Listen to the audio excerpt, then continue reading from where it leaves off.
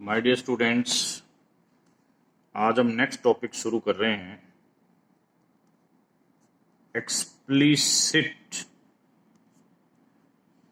Construction of integral basis. ये हमारा topic है। सबसे पहले हम यानी कि इंटीग्रल बेसिस कंस्ट्रक्ट करने से पहले हमें एक रिजल्ट की जरूरत पड़ेगी। पहले हम उस रिजल्ट को कर रहे हैं। Result number 1, let K be an algebraic number field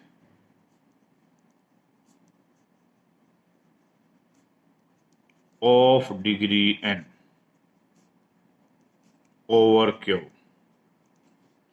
हमने ले लिया A1 A2 AN ring of integer से है, algebraic integer, ring of algebraic integer.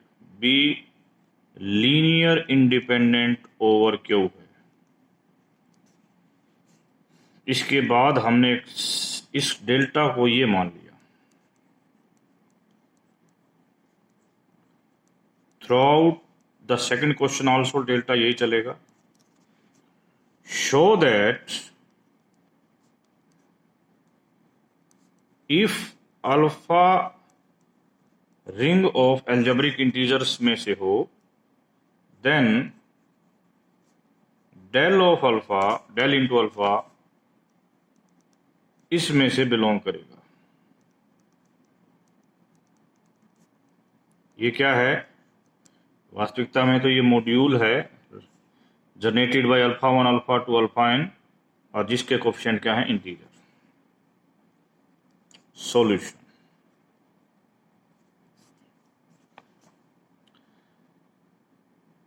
सबसे पहली बात करते हैं, यदि आप अल्फा को ओके से लेते हो तो इसका मतलब अल्फा कहां से बिलोंग करेगा? के से। आपने वर्ड क्या कहा है कि A1 A2, यूअर वर्डिंग, हमारी वर्डिंग ही कह रही है A1 A2 AN belongs to OK or Li over Q। इसका मतलब है ये जो एलिमेंट का सेट है ना, ये K ओवर Q के लिए तो बेसिस का काम भी करेगा। क्यों? क्योंकि आपने K को algebraic number field of degree n कहा था। इसका मतलब इसकी डायमेंशन मैक्सिमम n हो सकती है, और ये n एलिमेंट हैं ओवर Q इंडिपेंडेंट है, तो they are form the basis for K over Q।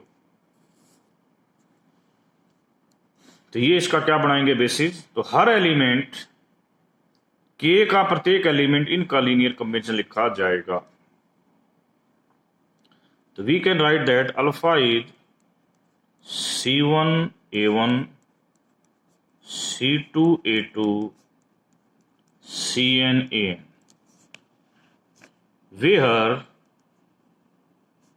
Ci's rational होंगे। ओके, ये एक बात हो गई। अब ये ध्यान रखो बेटा, AI कहां से है? ओके से। तो सो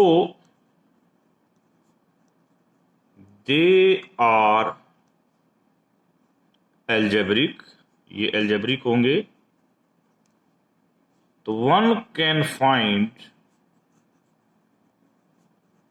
इट्स एल्जेब्रिक कंजुगेट। इस एल्जेब्रिक कंजुगेट को फाइंड करने के लिए इम्बेडिंग्स का यूज होता है। किसका यूज होता है? इम्बेडिंग्स। ये K से C तक होंगी जो लैम्डा Q के एलिमेंट को चेंज नहीं करेगी। ये हमने पहले भी पढ़ा। और इन एम्बेडिंग्स की संख्या n होगी। अब हम यहाँ पर एक नोटेशन बनाना चाह रहे हैं, यदि ये एक बेंडिंग ले लेते हैं, इस अल्फा के ऊपर लगा भी देते हैं, तो ये अल्फा क्या आएगा, सी को तो चेंज करना नहीं,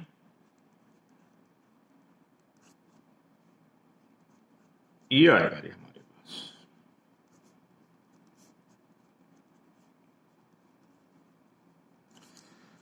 for all i equal to 1 to n, ये इम्बेडिंग से हम एक डी मैट्रिक्स बना रहे हैं, डिटर्मिनेंट दिस, पहले भी बनाया है, ठीक है बेटा, जिसको हम क्या लिखेंगे,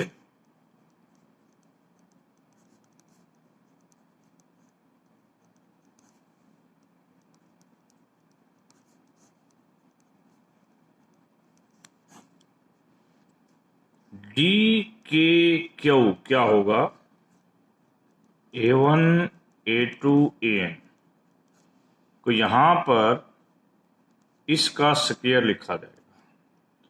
इसका नोटेशन हमने यहां पर डेल क्वेश्चन में फिक्स कर रखी है। तो इस प्रकार ये रिलेशन हमारे पास पहला आ गया। देखो, यदि मैं इसको एक सिस्टम मानूं n क्रॉस n का, तो इसका सॉल्यूशन निकाला जा सकता है क्रैमर रूल से।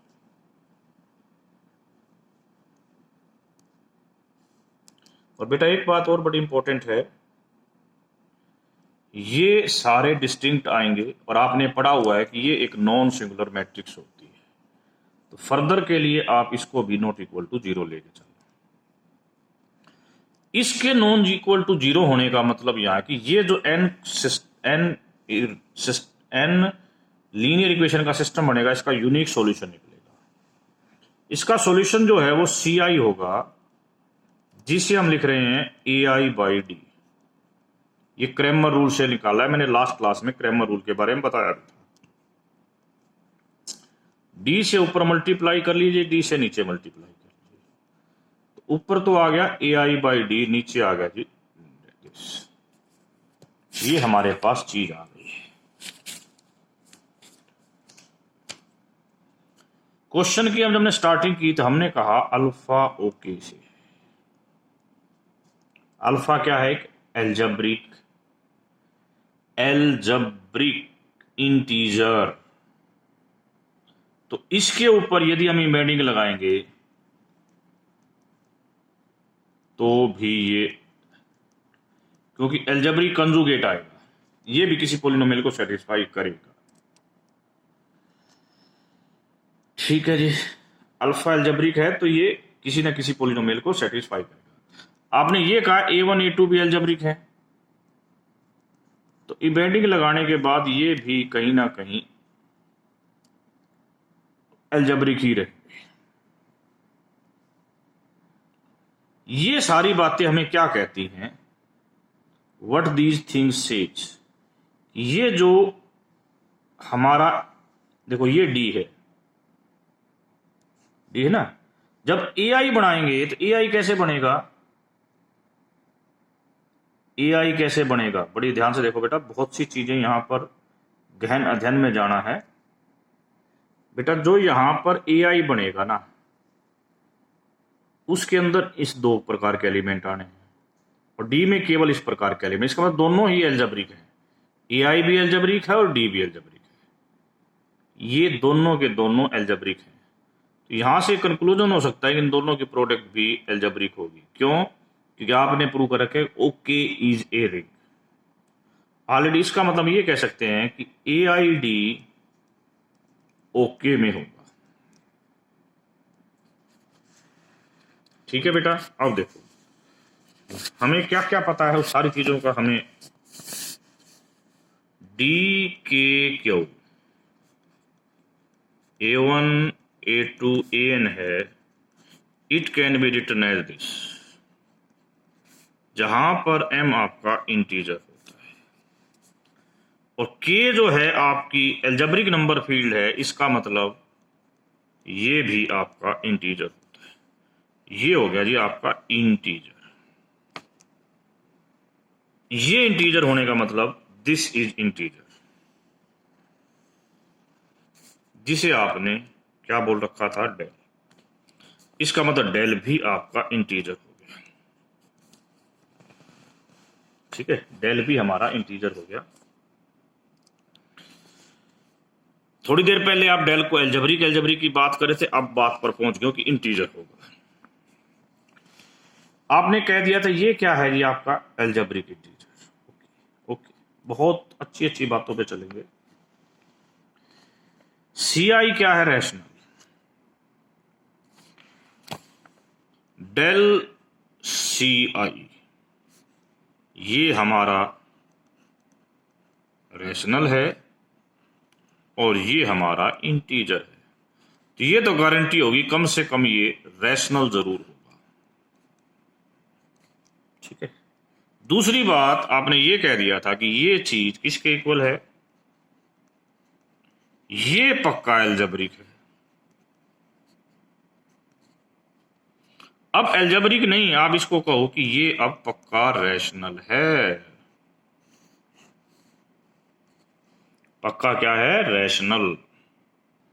और एक थ्योरम आपने पढ़ रखी है क्या, कि यदि कोई एल्जेब्रिक नंबर रैशनल हो जाता है तो वो एल्जेब्रिक इंटीजर, सॉरी ये सारे एल्जेब्रिक इंटीजर हैं, यदि कोई एल्जेब्रिक इंटीजर रैशनल हो जाता है तो वो क्या हो जाएगा जी? इंटीजर हो जाएगा।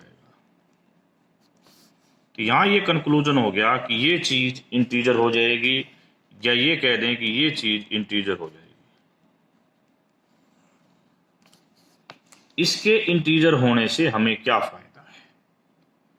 ठीक है बेटा, क्वेश्चन ये था। अब इस क्वेश्चन पे आ जाओ कि यदि अल्फा ओके में है, अल्फा यदि ओके में है तो हमें क्या प्रूव करना था? कि डेल ऑफ अल्फा इसमें होगा। अब डेल ऑफ अल्फा इसमें होगा, अल्फा तो ओके में ले लिया आपने। अब del of alpha, del of alpha, देखो डेल ऑफ अल्फा यहां पर किससे मिलकर बना है जी? C1 C2, डेल अल्फा की बात करनी है। जो डेल ऑफ अल्फा होगा वो बनेगा जी del of C1 A1, del of C2 A2, del of Cn A। ये जो है ना यहाँ A1 A2 An है। अब देखिए ध्यान से, ये चीज इंटीजर है, ये चीज भी इंटीजर है और ये चीज भी इंटीजर है। तो इस प्रकार ये किस में बिलोंग करेगा? Z of A1 A2 An। यही हमारा मकसद था और ये एम हमारा पूरा हुआ। अब अगला क्वेश्चन, सेकंड, ये क्वेश्चन है जिसे हम बोलते हैं explicit construction of integral basis. Suppose K is an algebraic number field of degree n over Q। इसके साथ let A1 A2 An Li हैं ओवर Q। जो बात पिछले क्वेश्चन में दे रखी थी वही है, सेट वाली बात भी वही की वही है।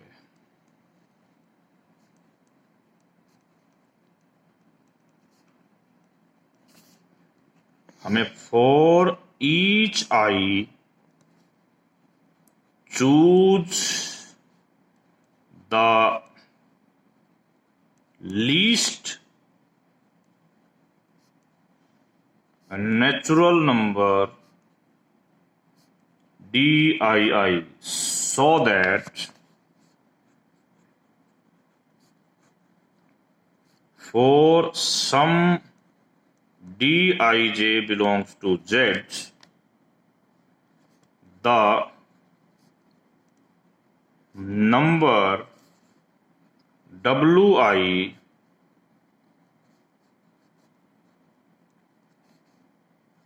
DIJ AJ belongs to okay. ये हमने WI कंस्ट्रक्ट करने का तरीका लिखा है। शो करना है, show that W1 W2 WN is an integral basis of OK। ये इंटीग्रल बेसिस है ओके का, ये हमारा क्वेश्चन है। अब फर्स्ट ऑफ ऑल, क्या ऐसी कंस्ट्रक्शन पॉसिबल है?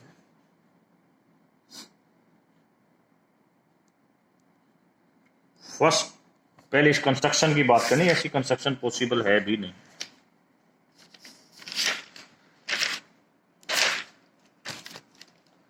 लास्ट क्वेश्चन से आपने एक बात प्रूव कर दी थी कि डेल इंटीजर है, इसका मतलब and del not equal to 0 है। इसका मतलब ये हुआ कि डेल इनवर्स एक रैशनल हो सकता है, इंटीजर भी हो सकता है और रैशनल भी हो सकता है। इंटीजर कब हो? जब इसकी वैल्यू 1 या -1 हो, अदरवाइज क्या होगा? रैशनल होगा। सो we can find integers Cij so that ये वाली चीज एल्जेब्रिक इंटीजर हो जाए।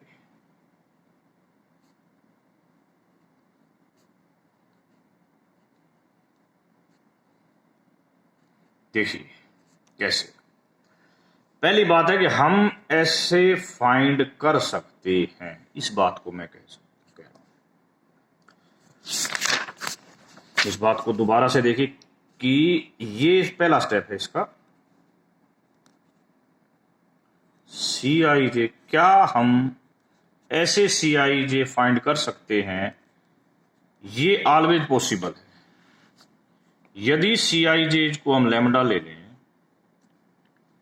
और ये सारे के सारे, सुन लो, और हम तो यहां तक इनको नॉन जीरो भी ढूंढ सकते हैं, मैं कह रहा हूं नॉन जीरो भी ढूंढ सकते हैं। तो ये एक नॉन जीरो है और इंटीजर है। इसके रखने के बाद ये ओके में क्यों जाएगा? यदि मैं ये रख देता हूं तो A1 plus A2 plus AI ये ओके में क्यों है? क्योंकि ऑलरेडी आपको ये कह रखा है कि दे आर, ये जो हैं A1 A2 A3 ये सारे के सारे ओके से हैं पहले से। ओके एक रिंग होता है तो इनका सम भी ओके में होगा। एक तो बात यह है कि ऐसी कंस्ट्रक्शन पॉसिबल है जहां पर ये सारे Ci's क्या हो? इंटीजर। दिस टाइप्स ऑफ इस प्रकार की कंस्ट्रक्शन पॉसिबल है और ये ओके में बिलोंग करेगी। ये तो पहला पॉइंट था कि ऐसी कंस्ट्रक्शन पॉसिबल है। अब इस कंस्ट्रक्शंस में से ऐसे एलिमेंट्स जितनी भी इस प्रकार की कंस्ट्रक्शन पॉसिबल है आई के लिए, पहले i इक्वल टू 1 हो, i इक्वल टू 2 हो, i इक्वल टू 3 हो, उन सभी कंस्ट्रक्शंस में से आपने WI लिया। उसकी WI लेने के पीछे खासियत है,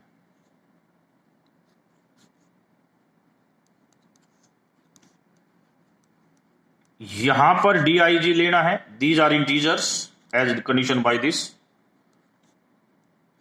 बट WI में आपने एक कंडीशन लेनी है कि DII इज द, उसको आपने WI में लीस्ट नेचुरल नंबर, और बाकी सारे DIG इंटीजर्स होंगे। ना मैं इनको पॉजिटिव कह रहा हूं ना नेगेटिव कह रहा हूं, ठीक है। ये कंडीशन है कि this DII is least natural number, वो लेना है WI। अब ये जो WI का सेट बनाया, W1 का सेट क्या बनेगा पता है? देखो एक बार, W1 का सेट ये बनेगा जी, मैं जो लिख रहा हूं,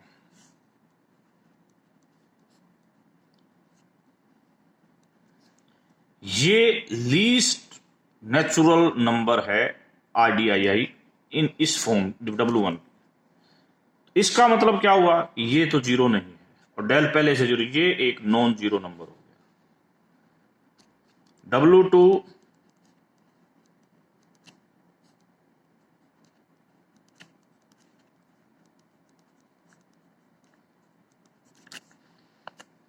W3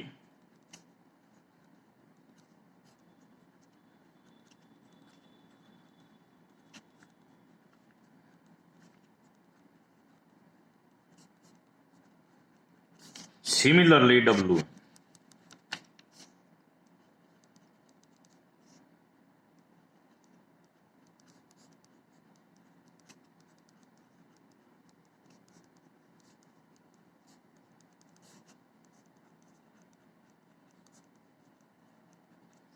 इसको हमने LI ओवर क्यू प्रूव करना है, LI ओवर क्यू, क्योंकि हमें पहला स्टेप, ठीक है, स्टेप बाय स्टेप हम इसको चलेंगे। हम इसको LI ओवर क्यू प्रूव करते हैं। इसके लिए α1 से W1 को मल्टीप्लाई कर दिया, α2 W2 अल्फा n W। इस मल्टीप्लिकेशन का फायदा क्या होगा? ये हमारे को ऐसा एक सिस्टम बनाने में मदद करेगी।